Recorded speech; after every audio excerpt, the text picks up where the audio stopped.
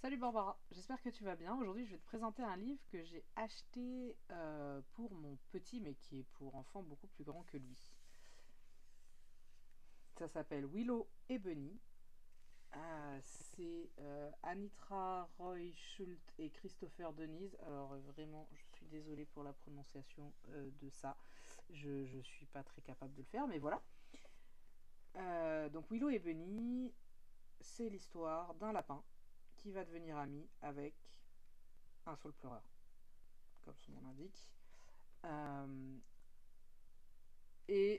c'est autant visuellement que l'histoire vraiment très beau. Donc en fait, le lapin se promène, il tombe sur le saule pleureur, il lui demande s'il peut s'abriter, le saule pleureur accepte.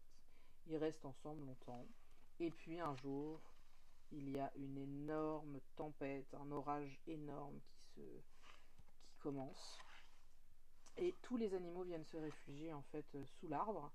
Euh, et puis l'orage va se calmer, les animaux vont repartir, tous sauf le lapin, qui lui va rester parce que de toute façon c'est son ami. Et du coup, il va constater les dégâts parce que évidemment l'arbre a un peu souffert de l'orage et il va essayer de l'aider et il va rester à côté. Les autres animaux vont repasser après, mais Bunny lui, il partira plus jamais. C'est une sorte d'histoire d'amitié et de résilience.